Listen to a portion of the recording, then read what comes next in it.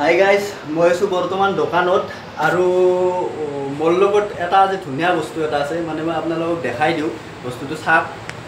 মানে মাগ, এইটো মাগটো হ'ল ব্লেক কালাৰ, মানে ক'লা হ'লে এইটো মাগ চাওক। এইটো মাগ আপোনাৰ ধুনীয়াকৈ বস্তুবিলাক দেখা পায় ইয়াৰে ধুনীয়া, আৰু এইটোও আছে এনেকুৱা, আৰু এইটো হ'ল ক'লা।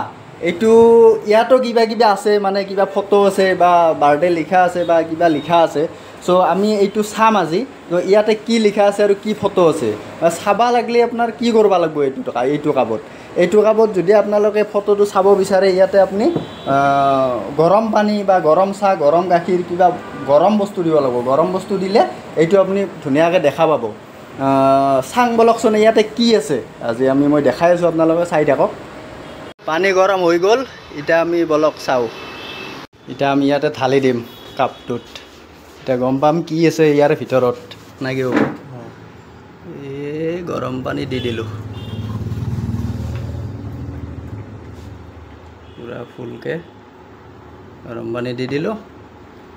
এইটো ইয়াতে থৈ দিলোঁ, তাৰপিছত ইয়াতে চাওক,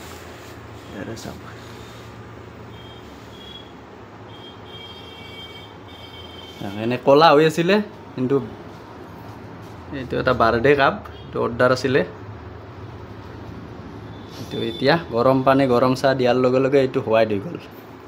চ' আপোনালোকৰ যদি এনেকুৱা কাপ লাগে, এতিয়া মই নাম্বাৰটো দি দিম, ত' আপোনালোকে কণ্টেক্ট কৰিব। মেজিক কাপ এইটো। আৰু এতিয়া পানীটো পেলাই দিলোঁ, এতিয়া অলপমান গৰম হৈ আছে কাপটো, আৰু গৰম পানী দিয়াৰ কাৰণে। চ' যেতিয়া আৰু ঠাণ্ডা হ'ব, তেতিয়া আৰু ব্লেক হৈ যাব, সম্পূৰ্ণ ব্লেক হৈ যাব।